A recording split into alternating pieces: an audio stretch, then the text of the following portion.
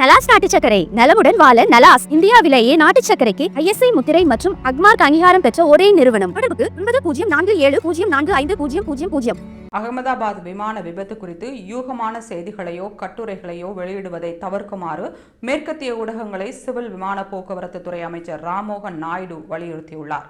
அகமதாபாத் விமான விபத்து குறித்த கேள்விகளுக்கு பதிலளித்த அமைச்சர் ராம்மோகன் நாயுடு தான் விமான விபத்து புலனாய்வு அமைப்பையும் அதன் பணிகளையும் முழுமையாக நம்புவதாக கூறியுள்ளார்.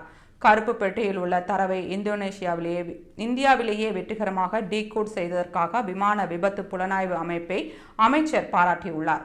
புலனாய்வு அமைப்பு எல்லா ஊடக நிறுவனங்களுக்கும் குறிப்பாக மேற்கத்திய ஊடகங்களுக்கு வேண்டுகோள் விடுத்துள்ளது என்றும் அந்த ஊடகங்களுக்கு யூகமாக வெளியிடும் கட்டுரைகளில் தனிப்பட்ட ஆர்வம் இருக்கலாம், ஆனால் தான் விமான விபத்து புலனாய்வு பணியகத்தை முழுமையாக நம்புவதாக கூறியுள்ளார். விமானத்தின் முழு கருப்பு பெட்டியையும் டீகோட் செய்து இந்தியாவிலேயே தரவை வெளியிடுவதில் புலனாய்வு அமைப்பு ஒரு அற்புதமான பணியை செய்துள்ளது. இது நமக்கு மிகப்பெரிய வெற்றியாகும். முந்தைய சம்பவங்களில் கருப்பு பெட்டியின் தரவுகளை பெற அவை எப்போதும் வெளிநாடுகளுக்கு அனுப்பப்பட்டன. ஆனால் விமான விபத்து புலனாய்வு அமைப்பு அனைத்து பதிவுகளையும் வெற்றிகரமாக டீகோட் செய்திருப்பது இதுவே முதல் முறை. அது தொடர்பான தரவுகள் நம்மிடம் உள்ளது. முதற்கட்ட அறிக்கையும் வெளியிடப்பட்டுள்ளது. இந்த விமான விபத்து குறித்த அடுத்த அறிக்கை வரும் வரை எந்த கருத்தையும் தெரிவிக்காமல் இருப்பது நல்லது. மிகவும் எச்சரிக்கையாக இருக்கிறோம். அறிக்கையை முழுமையாக படித்து வருகிறோம். மேலும் பாதுகாப்பு அடிப்படையில் தேவையான பணிகளை செய்ய தயாராக இருக்கிறோம்.